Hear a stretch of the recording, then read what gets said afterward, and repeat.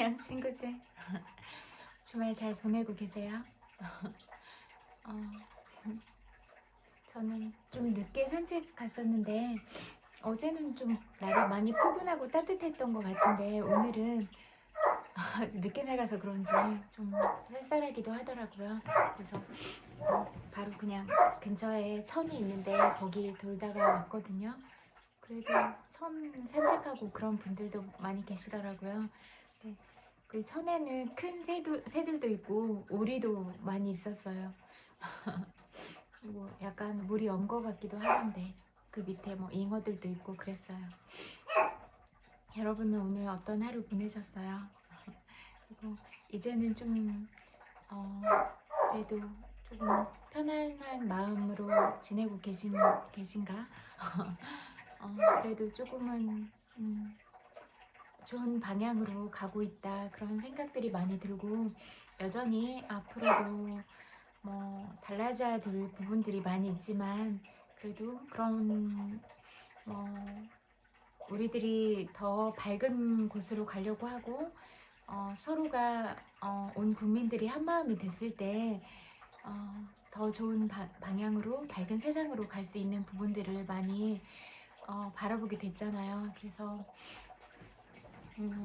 여러분들 각자가 얼마나 중요한 사람인가 그리고 얼마나 귀한 사람들인가 그 부분에 대해서 또다시 생각을 해보는 계기들이 됐던 것 같아요. 그리고 내가 어떻게 보면 나라는 개인 한 사람이기도 하지만 결코 나 혼자만이 아니다 이런 생각이 많이 들었던 게 내가 먹은 마음 하나 또 내가 가진 생각 하나가 이 우주를 다 품을 수도 있는 사람이고 또 내가 다른 사람들한테 사랑의 가치나 따뜻함들을 전하고 직접 체온으로 따뜻한 체온으로도 안아줄 수 있고 이런 사람들이잖아요.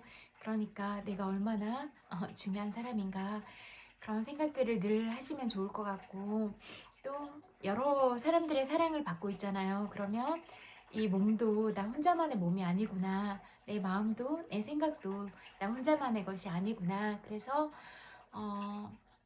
늘 좋은 언어를 사용하려고 하고 또 음식도 좀 때때로 혼자 있거나 그럴 때 귀찮기도 하고 안 챙겨 먹고 싶은 생각이 들기도 하잖아요.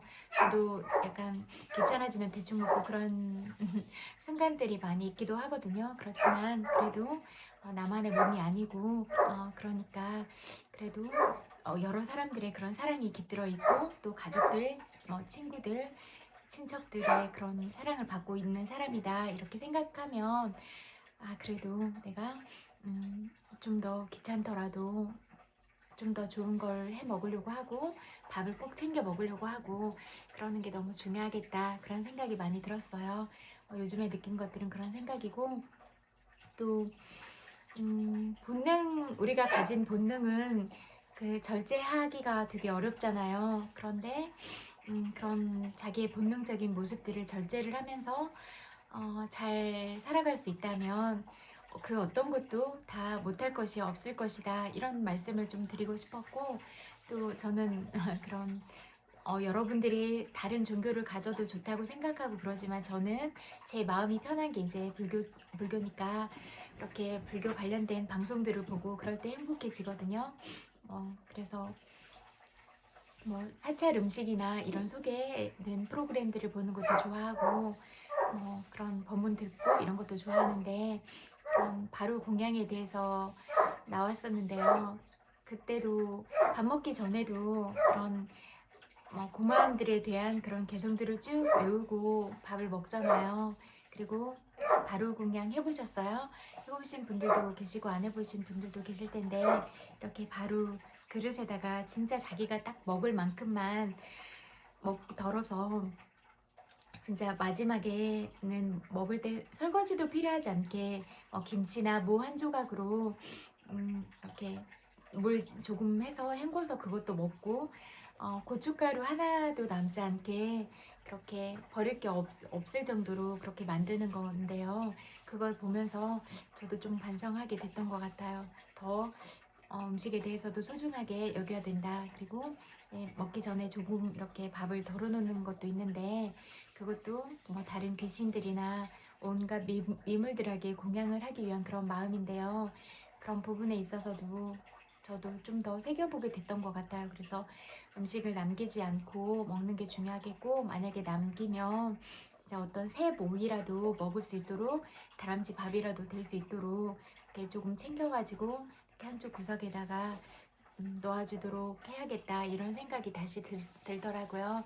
그리고 또 그런 농부들이나 우리가 도움을 받는 손길들은 너무나 많잖아요. 그 농부분들이 정말 온갖 정성을 들여서 밥을 만들고, 또 우리가 사 먹는 과자나 물이나, 그리고 요즘에는 그런 택배도 너무 쉽게 받을 수 있잖아요. 그런 택배 하시는 분들이 새벽 배송하시고, 그래서 그런 수고로움으로 집 앞까지 다 가져다 주시니까 그런 부분에 대해서도 늘 감사하고 그런 게 중요할 것 같아요. 그런 보이지 않는 손길에 대해서 늘 고마워하고, 우리가 직접 얼굴을 볼 수 없다고 할지라도 그런 많은 사랑들을 받고 있는 사람으로서 우리는 결코 외롭거나 슬픈 존재들이 아니라 보이지 않는 곳에서조차도 너무 많은 사랑을 받고 있는 너무 귀하고 소중한 사람들이다. 이런 부분들을 여러분들이 꼭 기억했으면 좋겠다, 이런 말씀을 드리고 싶었어요. 그리고 늘 이렇게 사랑하는 사람들이 있고 좋은 기운을 보내주고 있다는 건 내가 진짜 혼자가 아니라 그런 소중한 마음들과 사랑스러운 마음들이 깃들어 있는, 그런 온몸에 기대를 받고 있는 그런 사랑스러운 사람이다. 이 부분을 늘 기억하시고 외로워하거나 슬퍼하지 않으시면 좋겠다, 이 말씀을 꼭 드리고 싶어요.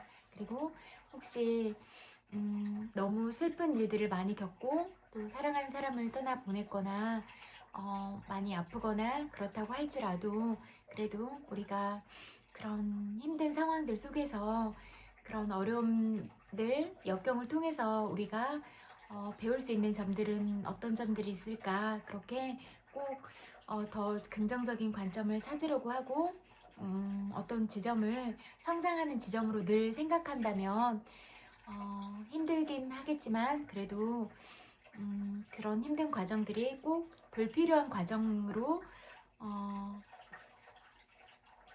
불필요한 과정들로만 남지는 않을 것이다, 이런 말씀을 꼭 드리고 싶어요. 그래서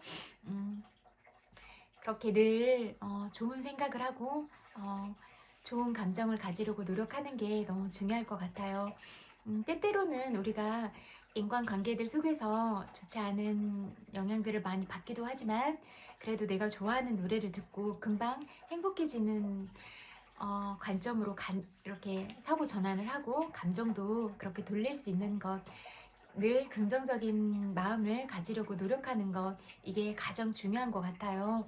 그래서 내가 그 좋은 진동에 머물러 있는 것, 이런 게 중요하고, 또 내가 다른 사람에게도 그런 사랑스러움들을 전하려고 하는 마음이 중요하겠다, 이런 말씀을 꼭 드리고 싶어요.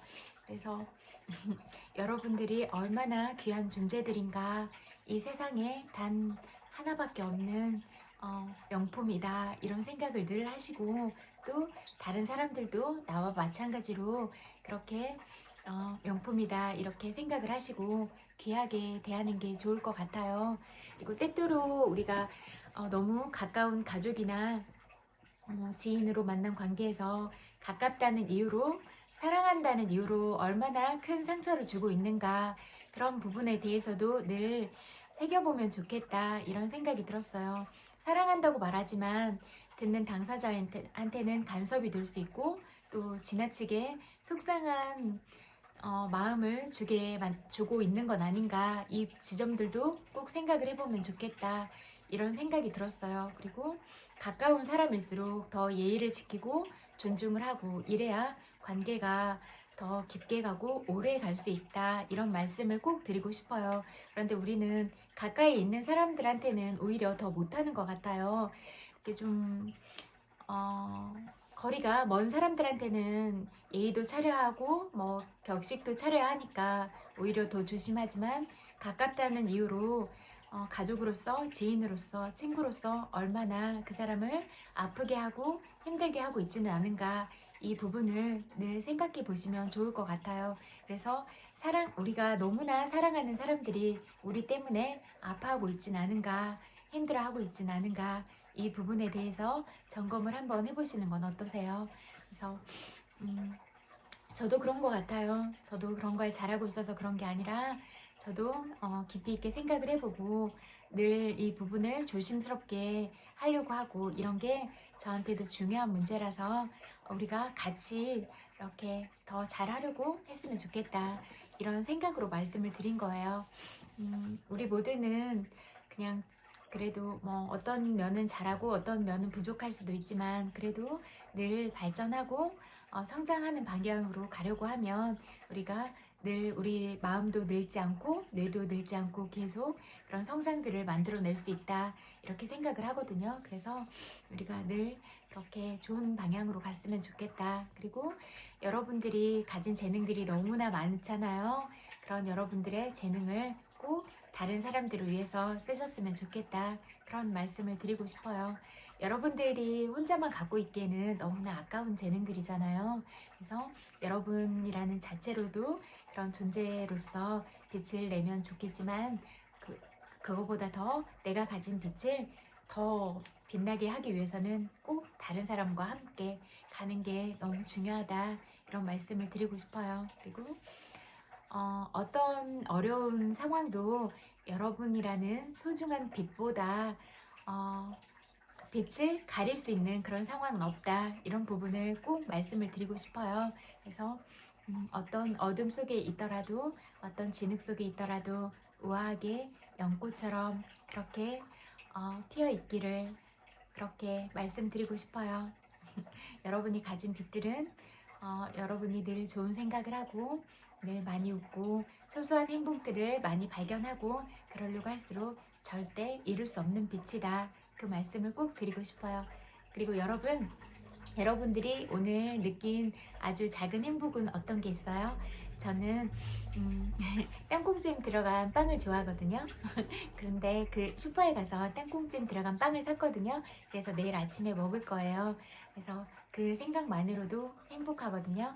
저의 작은 행복은 땅콩빵을 산 거예요. 여러분 행복은 어떤 게 있으세요? 이렇게 우리가 아주 작은 행복들로 내가 좋아하는 걸 나한테 선물해주고 많이 웃고 행복하면서 행복하게 지냈으면 좋겠다. 그리고 뭐 내가 오늘 이렇게 밥을 먹을 수 있는 것도 감사하고, 별일 없는 하루를 보내고 있는 것도 감사하고, 또 사랑하는 친구들을 만났다면 강아지가 올라오려고 해서 사랑하는 사람들과 시간을 함께 보내는 것도 감사하고, 내가 오늘 아프지 않은 것도 감사하고, 감사할 일들은 너무나 많잖아요. 그래서 우리가 늘 감사를 느끼고 그렇게 살아가면 좋을 것 같아요. 그리고 슬픈 상황들은 늘 있고 힘든 상황들은 늘 있잖아요. 그렇지만 우리가 가고 싶은 끝지점이 있잖아요. 그러면 이루고자 하는 끝지점을 항상 생각하고 꼭 이룬 것처럼 그렇게 기뻐하고, 이미 이뤄내면은 정말 행복한 기분이잖아요. 그래서 그런 행복한 감정을 유지하는 게 중요하거든요. 그런 감정들을 유지하고, 이미 일어났으니까 너무 감사하잖아요. 미리 감사 기도를 드리고, 이런 것들이 중요하다고 생각하거든요. 그러니까 이렇게 살아가면 어떨까, 그런 말씀을 드리고 싶고, 글을 쓰는 게 치유의 능력이 커요. 그러니까 글을 쓰면 여러분들이 아무리 슬프고 힘든 일이 있다고 하더라도 그 글을 쓰면서 자기 이렇게 감정도 정화가 되고 스스로도 객관적으로 볼 수 있는 그런 시각들이 정립이 되기도 하고, 또 감정들도 그렇게 순화가 되기도 하면서 자기 치유의 효과가 크거든요. 그러니까 그렇게 글을 쓰면서 자기 자신의 내면과 만나고 그랬으면 좋겠다, 그런 생각을 말씀드리고 싶었어요. 여러분, 오늘도 여러분들이 너무 보고 싶어서 왔고 책 읽어드릴게요. 읽던 책 다 읽어가지고 또 다른 책 준비했어요. 틈이라는 책이거든요. 오쇼 라즈니시가 지은 책인데요. 읽어드릴게요.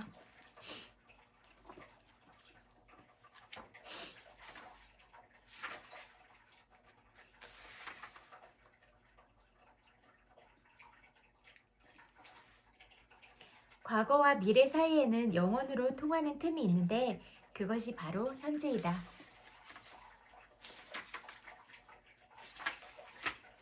삶은 하나의 게임이니 맘껏 즐겨라. 재미있게 그리고 최선을 다해 그대가 맡은 역할을 수행하라. 그리고 그 결과에 대해 근심하지 말라. 어떤 상황에서 어떤 역할을 맡든 최선을 다해 수행하라. 그리고 일단 그 역할이 끝나면 그것이 성공했든 실패했든 간에 뒤돌아보지 말고 앞으로만 나아가라. 또 다른 역할들이 그대를 기다리고 있다. 실패와 성공은 중요하지 않다. 중요한 것은 모든 것이 게임이라는 사실을 자각하는 것이다. 그대의 삶 전체가 이런 각성으로 가득해질 때 그대는 어디에도 속박되지 않은 자유인이 될 것이다. 그대는 가면을 이용하지만 그것이 진짜 얼굴이 아니라는 것을 알고 있다. 그렇기에 그대는 가면을 벗을 수 있다. 이제 그대는 가면이 무엇을 위한 것인지 알게 된다. 그대는 자신의 진짜 얼굴을 알 수 있다. 삶이 게임이라는 것을 자각하는 사람만이 본연의 얼굴을 알게 된다. 그리고 자신의 진짜 얼굴을 아는 사람은 알아야 할 가치 있는 모든 것을 아는 사람이다.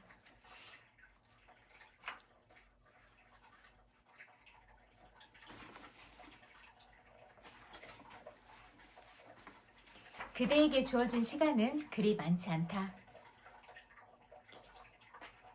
명상이란 진정한 자신을 찾는 것이고 사랑이란 진정한 자신을 다른 사람과 공유하는 것이다. 명상은 그대에게 보물을 주고 사랑은 그 보물을 나누게끔 도와준다. 로마에 도착한 3명의 여행객이 교황을 찾아갔다. 교황이 그들에게 물었다. 얼마나 머물 생각입니까? 한 여행객이 대답했다. 3달쯤 있을 생각입니다. 그러자 교황은 그럼 로마의 많은 면을 보게 되겠군요 라고 말했다. 두 번째 남자에게 물었더니 그는 약 6주 동안 있을 계획이라고 대답했다. 그러자 교황이 말했다. 첫 번째 여행객보다 로마를 더 많이 알게 되겠군요. 그리고는 다시 세 번째 남자에게 묻자 그는 2주 동안만 머물 생각이라고 대답했다. 그 말에 교황은 당신은 행운아로군요. 로마에 대해 거의 모두 알고 가겠군요 라고 말하는 것이었다. 3명의 여행객들은 혼란스러웠다. 마음의 메커니즘을 생각해보라.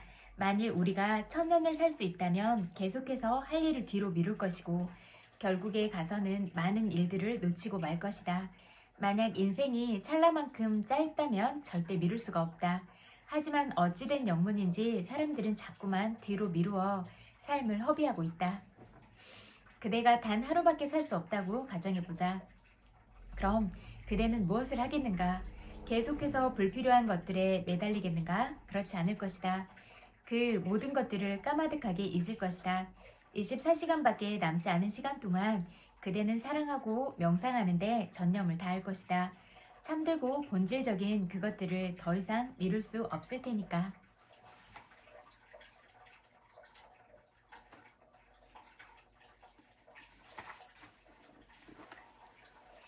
안정된 것은 없다. 세상 어디에도 안정이란 없다.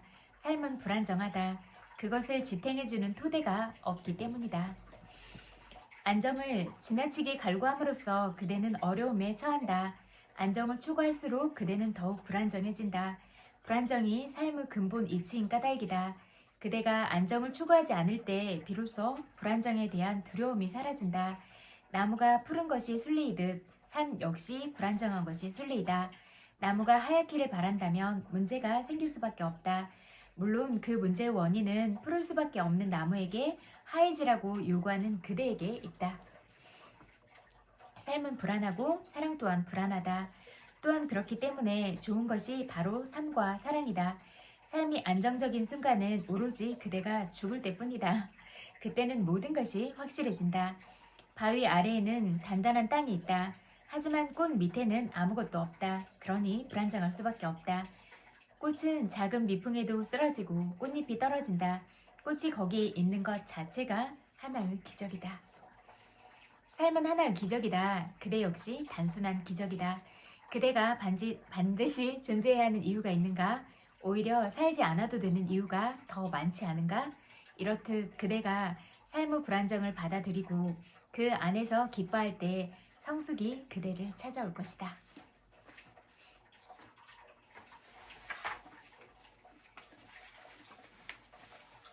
평탄함을 쫓지 마라. 평범한 삶에 안주하지 말라. 이것은 삶을 거역하는 죄악이다. 위험이 없는 안정된 삶을 추구하는 것은 죽음을 자초하는 행위이다. 많은 사람들은 평범하고 안정되고 어떤 위험도 없는 삶을 선택한다.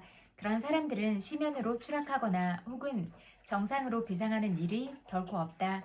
그들의 삶은 따분하고 밍밍할 뿐이다. 정상도 계곡도 밤도 낮도 없다.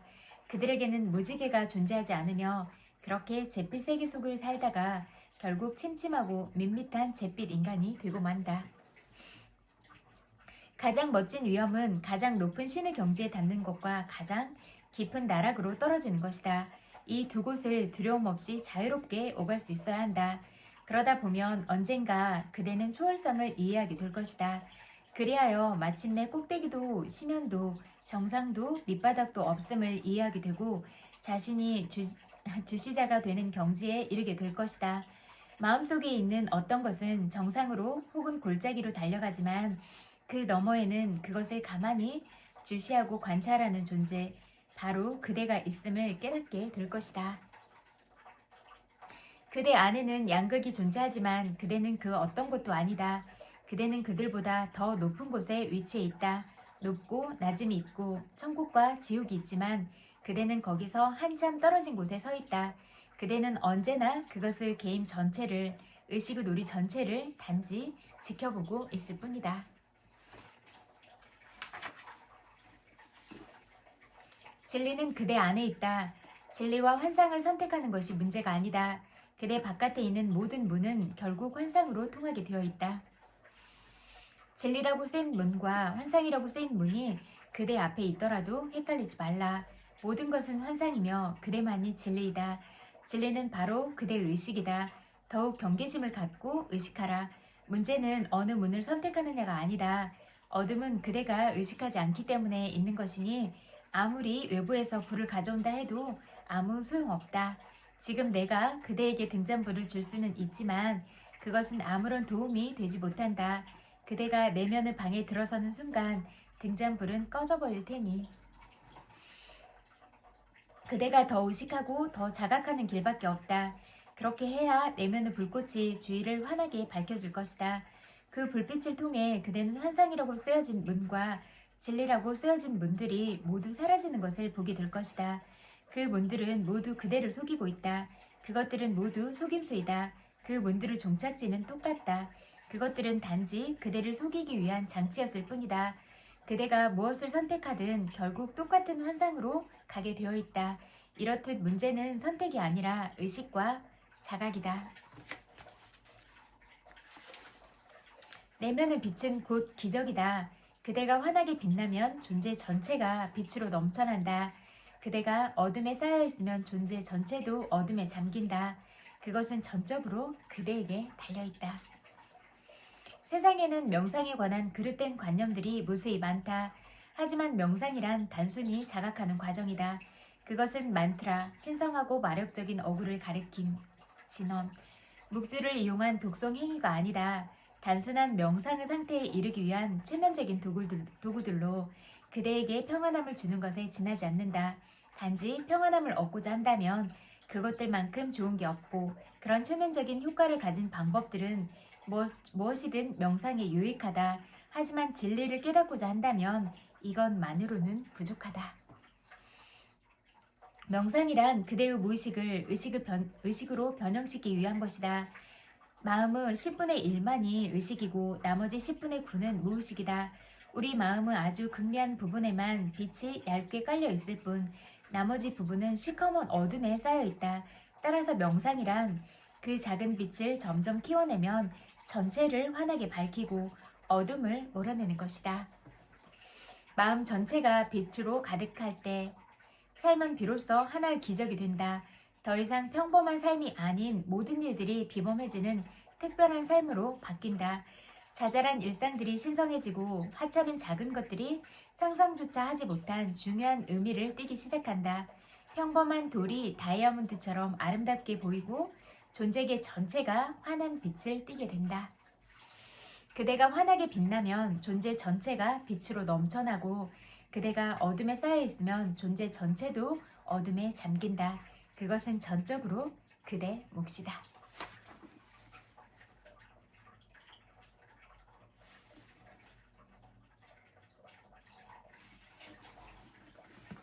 여기까지 읽을게요. 소년이 온다 읽어드릴게요.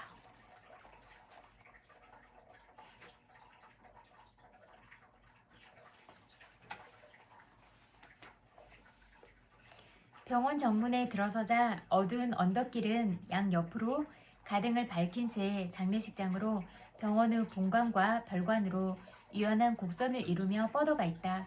화환들이 늘어선 장례식장 현관을 당신은 지나친다. 흰 와이셔츠에 황색 완장을 찬 청년들이 마주서서 담배를 피우는 모습을 본다. 밤이 깊었지만 당신은 졸리지 않다. 배낭이 무겁고 등과 어깨가 흠뻑 땀에 젖었지만 상관없다. 생시보다 선명한 꿈들을 기억하며 당신은 계속 걷는다. 수백 조각의 쇠비늘을 덧댄 것 같은 갑옷을 입고 당신은 고층 건물 옥상에서 떨어진다. 머리부터 바닥에 부딪혔는데도 죽지 않고 다시 비상 계단을 걸어오른다. 다시 옥상에서 서슴없이 낙하한다. 이번에도 죽지 않고 비상 계단을 오른다. 한 번 더 떨어지기 위해서. 그렇게 높은 데서 떨어지는데 갑옷이 무슨 소용이야. 한 겹 꿈을 열고 나오며 당신은 자신에게 묻는다. 그러나 깨어나는 대신 다음 겹의 꿈으로 스며 들어간다. 거대한 빙하가 당신의 몸을 내리누른다. 고체인 당신은 으스러진다. 빙하 아래로 흐르고 싶다고 당신은 생각한다. 바닷물이든 석유든 용암이든 어떤 액체가 되어서 이 무게로부터 벗어나야 한다. 그 길밖에 없다. 그 꿈까지 열고 나오면 마침내 마지막 겹의 꿈이 기다리고 있다. 회백색 가로등 아래에서 어둠을 지켜보며 당신은 꼿꼿하게 서 있다. 생시에 가까워질수록 꿈은 그렇게 덜 잔혹해진다. 잠은 더 얇아진다. 습자지처럼 얇아져 바스락거리다 마침내 깨어난다. 악몽 따위는 아무것도 아니라는 것을 일깨워주는 기억들이 조용히 당신의 머리맡에서 기다리고 있다. 무엇이 문제인가? 라고 당신은 자신에게 물은 적이 있다. 모든 게 지나갔지 않은가? 당신에게 고통을 줄 가능성이 100분의 1, 1000분의 1이라도 있는 사람들은 당신 스스로 깨끗이 밀어냈지 않나? 그게 그렇게 어려운 일이니? 라고 묻던 성희 언니의 침착한 목소리를 당신은 기억한다. 무슨 권리로 내 이야기를 사람들에게 하는 거야? 라고 당신이 이를 악물며 물었을 때였다. 이에 대답하던 성희 언니의 차분한 얼굴을 당신은 지난 10년 동안 용서하지 않았다. 나라면 너처럼 숨지 않았을 거야. 그녀는 또박또박 말했다. 나 자신을 지키는 일로 남은 인생을 흘려보내진 않았을 거란 말이야. 8개월 동안 남편이었던 남자의 유순한 목소리를 당신은 기억한다. 눈은 작은데 예뻐요 라고 그는 처음에 말했다. 그쪽 얼굴을 그리려면 단순한 선 몇 개만 그으면 되겠네요. 긴 눈하고 코하고 입하고 흰 종이에 쓱쓱 정갈하게 송아지처럼 크고 물기가 많던 그 눈을 당신은 기억한다. 입술이 일그러지던 모습을 흰자위가 충혈된 채 물끄러미 당신을 마주보던 순간을 기억한다. 그러지 마라고 그는 당신에게 말하곤 했다. 그렇게 무서운 눈으로 날 보지 마. 조금 전 사무실에서 읽었던 독촉하려는 것이 아닙니다 라는 문장으로 시작된 윤의 장황한 독촉 메일을 기억한다. 저는 그 폭력의 경험을 열흘이란 짧은 항쟁 기간으로 국한할 수 없다고 생각합니다. 체르노빌의 피폭이 지나간 것이 아니라 몇십 년에 걸쳐 계속되고 있는 것과 같습니다. 허락된다면 앞으로 10년 후에도 후속 논문을 쓰려고 합니다. 부디 저를 도와주십시오. 기억을 더듬어 증언을 보태주십시오. 이번 병동이 있는 본관 로비에는 조명이 완전히 꺼져 있다. 별관 측면의 응급실 입구에만 환하게 불이 밝혀져 있다. 방금 위급한 환자를 수송한 듯 지방병원의 구급차 한 대가 비상 깜빡이를 켜고 뒷문을 열어놓은 채 정차하고 있다. 활짝 열려있는 현관을 통과해 당신은 응급실 복도에 들어선다. 신음과 다급한 목소리, 무엇인가를 세차게 흡입해내는 의료기구 기계음, 환자용 침상을 옮기는 소란한 바퀴 소리를 듣는다.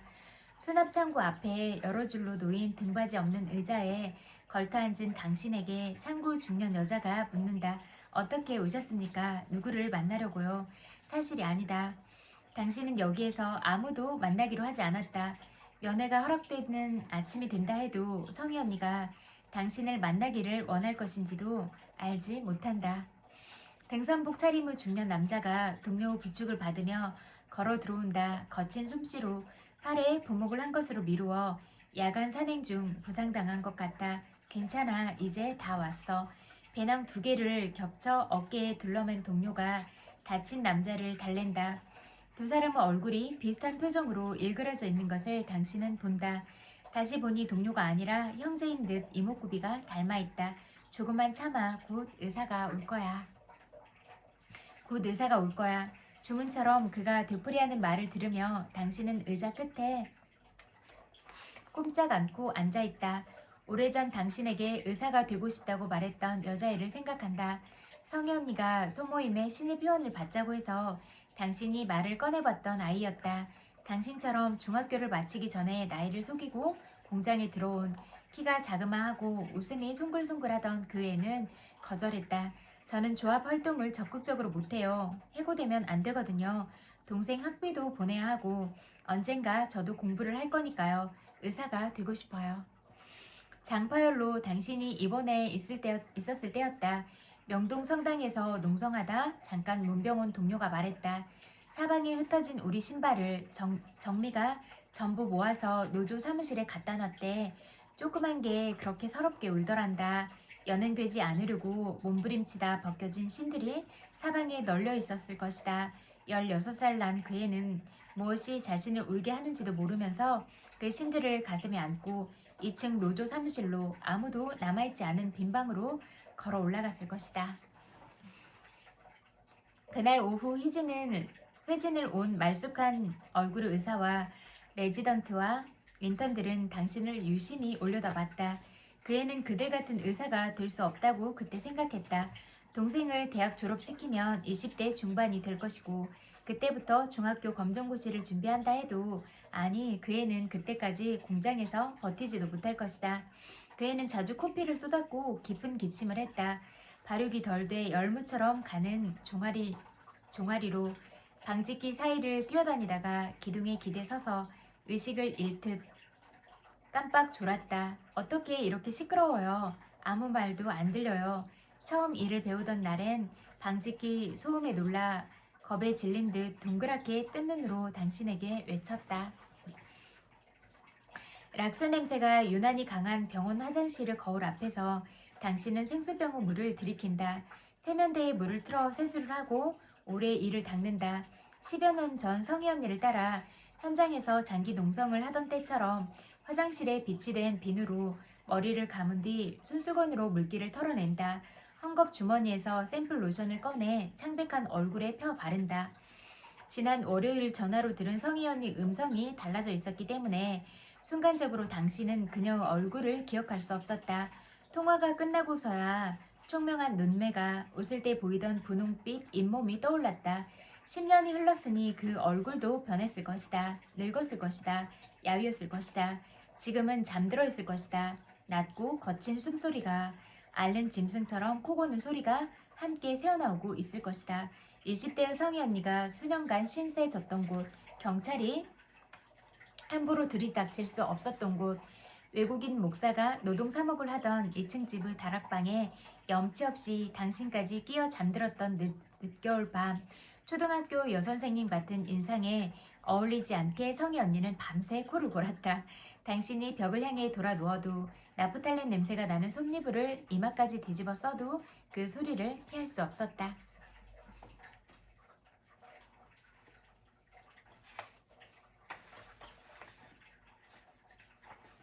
여기까지 읽을게요. 이것도 하루 한 장 삶의 새기는 논어 읽어드릴게요.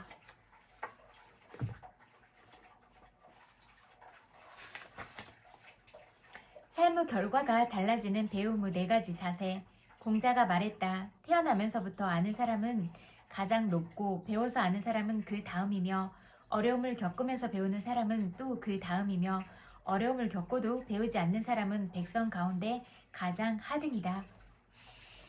생이 지질한 태어나면서부터 아는 사람을 말하며 보통 성인을 말하는데 성인도 수양을 통해 깨달음을 얻는 것을 보면 나면서부터 아는 것은 사실 현실적으로는 불가능하다. 학이지지는 열심히 배워서 알게 되는 사람으로 배움을 좋아하여 능동적으로 배우는 사람들이다. 공자도 여기에 속한다. 공야장 제27장을 보면 공자는 자신이 배우기를 매우 좋아하는 사람이라고 밝히고 있다. 10가구 정도 작은 마을에도 반드시 나처럼 충실하고 신실한 사람이 있겠지만 나만큼 배우기를 좋아하는 사람은 없을 것이다. 곤이학지는 어려움과 좌절을 통해 배우고 필요에 의해 배우는 사람들이다. 그래도 경험을 통해 배우는 것이 있고 필요한 것을 찾아서 배운다는 점에서 바람직하다. 곤이불학은 어려움과 좌절을 겪어도 배우는 것이 없으며 배우려는 의지가 없는 사람이다. 그래서 공자는 가장 하등이라고 말했다. 만약 이렇게 되면 삶에서 발전은 기대하기 어렵다. 배우지 않으면 생각의 변화를 기대하기 어렵고 문제 해결 능력도 갖출 수 없어 현실에 안주하거나 처한 상황을 원망만 할 뿐이다. 공자는 배움 후 자세를 이와 같이 4등급으로 나뉘었다. 태어나면서부터 아는 것은 불가능하므로 가장 바람직한 자세는 배움을 좋아해 배우려는 의지가 강한 것이다. 공자는 배우는 것을 좋아해 끊임없이 배우고 실천해 인류의 스승이 될 수 있었다. 공자의 제자 안회도 여기에 속했다. 옹야 제2장을 보면 공자는 안회를 제자 중에서 유일하게 배우기를 좋아하는 제자로 인정했다. 애공이 물었다. 제자들 중에 누가 배우기를 좋아합니까? 그러자 공자가 대답했다. 안회라는 제자가 배우기를 좋아했습니다. 그는 노여움을 남에게 옮기지 않았고 같은 잘못을 2번 하지 않았는데 불행히도 일찍 죽었습니다. 지금은 그런 사람이 없어서 배우기를 좋아하는 사람이 있다는 말을 들어보지 못했습니다. 어려움과 좌절을 통해 배우고 필요에 의해 배우는 자세는 배움을 좋아하고 배움의 능동적인 자세보다는 아래 등급이지만 배우려는 자세를 갖고 있으므로 결과적으로는 배우는 것이 있다는 점에서 바람직하다. 아마 우리 대부분은 여기에 속할 것이다. 우리는 책을 읽고 공부를 하면서 배우기도 하지만 경험과 사람을 통해서도 많은 것을 배우고 알게 된다. 그래서 배우려는 의지와 자세가 있다면 살면서 많은 것을 배우고 알아갈 수 있다. 가장 문제는 어려움과 좌절을 겪고도 배우는 것이 없으며 배우려는 의지가 없는 자세다. 위에서 공자가 안회를 평가할 때 같은 잘못을 2번 하지 않았다고 했는데 그것은 잘못을 저지른 경험을 통해 배우고 고치려는 의지를 갖고 있었기 때문에 가능한 것이다. 그러나 실패를 경험하고도 좌절만 하고 그것을 극복하기 위해 아무런 노력도 하지 않으면 그 자리에 평생 머물게 된다. 또 잘못을 저지르고도 깨닫지 못하고 변화하지 않으면 계속 같은 잘못을 반복하게 된다. 안주하는 자세도 결국 여기에 속한다. 끊임없이 배우고 노력하지 않으면 변화하는 추세를 따라잡을 수 없으며 자신의 변화와 발전은 없기에 결국은 도태될 수밖에 없다. 배움은 우리를 계속 나아가게 하는 힘이다. 우리의 삶에서 어떠한 배움 후 자세를 갖느냐에 따라서 우리의 삶은 확연히 달라지게 된다.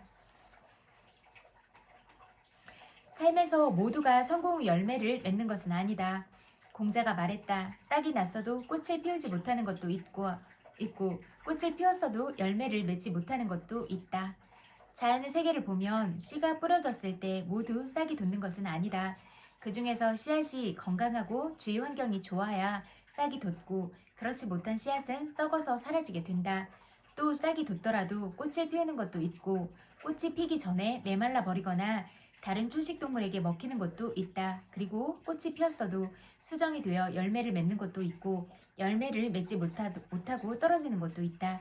이러한 모습은 우리 인간 세상에서도 마찬가지다. 어떤 재능을 갖고 있음에도 자신의 재능을 깨닫지 못하면 꽃을 피울 수 없게 된다. 또 꽃도 저마다 열매가 열리는 시기가 다르듯이 재능을 개발한다고 해도 그 결실인 성공이 이루어지는 시기는 각각 다르다. 어떤 사람은 그 재능의 결실로 일찍 성공을 거두고 어떤 사람은 대기만성으로 늦게 성공을 거둔다.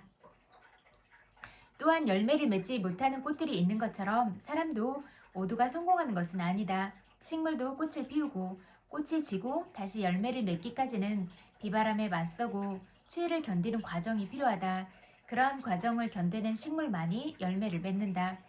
인간의 역사에서도 한 분야에서 큰 성취를 이룬 사람들을 보면 수많은 좌절과 고통을 견뎌내고 인내한 사람들이다.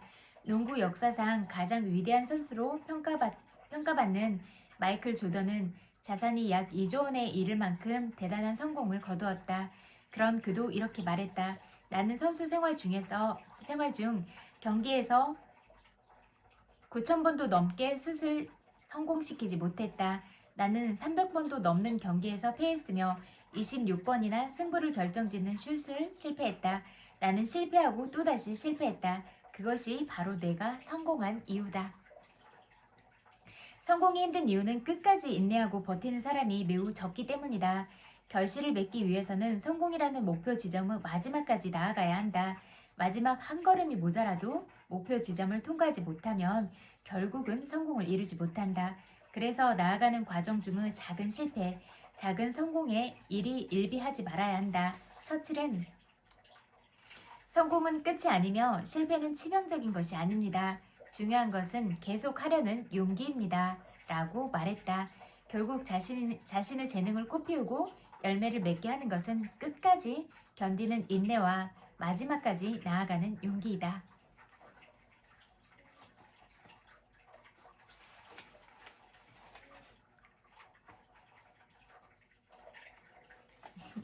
여기까지 읽을게요. 오늘도 또 여러분의 소중한 시간을 저와 함께 보내주셔서 감사해요. 그리고 오늘 여러분이 어떤 하루를 보내셨을지라도 오늘 하루를 견디는 여러분이 대견하잖아요. 그러니까 오늘 하루 참 잘 살았다 이렇게 스스로 토닥토닥 해주면 좋겠어요. 토닥토닥 오늘 하루 너무 고생 많으셨어요. 그리고 또 100만 번 불뽀뽀 보내드릴게요. 엄청 많이 사랑해요. 그리고 주무시고 계신 분들도 있겠지만 또 요즘엔 늦게 많이 주무시잖아요.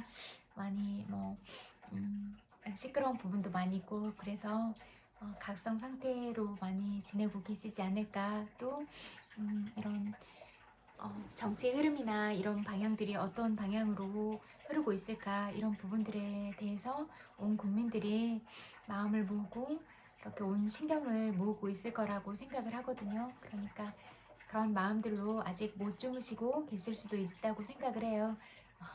그래서 아직 안 주무시고 계시다면 편안한 마음으로 긍정적인 생각, 좋은 감정으로 그렇게 주무세요. 그리고 여러분들이 원하는 그런 소망들이 꼭 다 이루어지기를 그렇게 기원 드릴게요. 그리고 여러분들이 이루고자 하는 그런 소망들은 꼭 선의의 방향을 위한 그런 소망들이었으면 좋겠다. 그런 말씀을 드리고 싶어요. 그리고 늘 우리가 소중한 존재니까 다른 사람도 그렇게 소중하게 대하고 내가 먼저 따뜻한 말을 나누고 사랑스러운 말을 나누고 내가 가진 품격은 나의 언어와 나의 행동으로 나타나는 거잖아요. 그래서 내가 품위 있는 사람이 되려면 품위 있게 말을 하고 또 그런 행동도 하고 그러면 저절로 이렇게 품위가 있는 사람이 되는 거잖아요. 그래서 내가 이렇게 내뱉는 말로써 나의 인격과 그런 부분들을 이렇게 낮게 깎아내리지는 않았으면 좋겠다. 그런 생각들이 많이 들더라고요.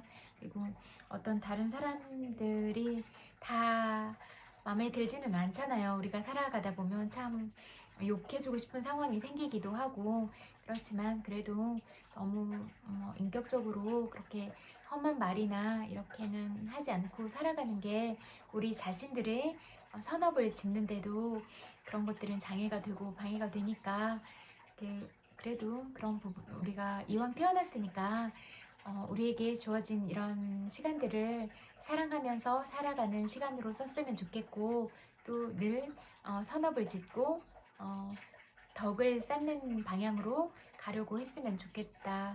이런 말씀을 드리고 싶어요. 여러분은 어떻게 살고 계세요? 또 어떤 가치들을 가지고 살아가고 계세요?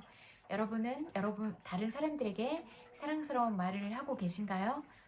아니면 따뜻한 마음을 가지고 계셔서 누가 아파하거나 슬퍼하면 먼저 달려가서 안아주고 계신가요?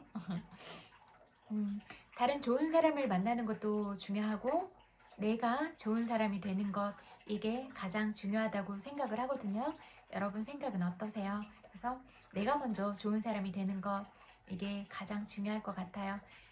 내가 다른 사람에게 따뜻하게 말하고 사랑스럽게 말하고 다른 사람을 위로하고 공감하고 이런 여러분들이 되셨으면 좋겠어요. 그리고 남은 시간도 편안하게 따뜻하고 포근한 이불 덮고 그렇게 주무세요. 그리고 발이 차가우신 분들은 수면 양말도 꼭 챙겨서 신으시고 또 배가 아프다거나 그러신 분들도 이렇게 작은 그 찜질하는 전기 매트 같은 거 있잖아요. 그런 거 살에 직접 닿으면 너무 뜨거우니까 이렇게 뭐 내복 위나 이렇게 옷에 올려서 이렇게 따뜻하게 해놓으면 이렇게 혈액 순환이 잘 돼서 온 몸에 이런 순환이 잘 돼서 편안하게 좀 주무실 수 있지 않을까 이런 생각이 들었어요. 배가 아프다고 하시기도 하고 그러시니까요. 그리고 감기 걸리지 않는 게 중요하잖아요. 독감도 많이 걸린다고 하니까. 그래서 비타민C가 있는 귤도 많이 드시고 생강차랑 모과차 그렇게 한방차 같은 거 저도 감기가 걸렸었어요. 살짝 콧물 감기가 걸렸는데 그때 한방차를 마셨거든요. 그러니까 금방 나았어요. 그렇게 따뜻한 한방차 드셔도 좋을 것 같고 또 이미 감기에 걸리셨다면 그 감기약이 한방차로 된 게 이렇게 팩으로 나오더라고요. 그거 약국에 판매하니까 그거 사다가 따뜻하게 데워서 자기 전에 드시고 주무시면 좀 낫지 않을까 그런 생각도 들어요. 그리고 바람이 차니까 목도리 꼭 하시고 이렇게 바람 차단되는 따뜻한 옷들 입으시고 여러분들의 건강 잘 챙기시면서 또 소소한 행복들 많이 발견하시고 그러면서 여러분의 삶이 행복하고 만나는 사람마다 선현들을 만나시고 그렇게 늘 좋은 시간들을 보내시면서 살아갈 수 있으면 좋겠어요. 그리고 저는 이렇게 인사할게요. 따뜻하게 주무세요. 굿나잇. 안녕.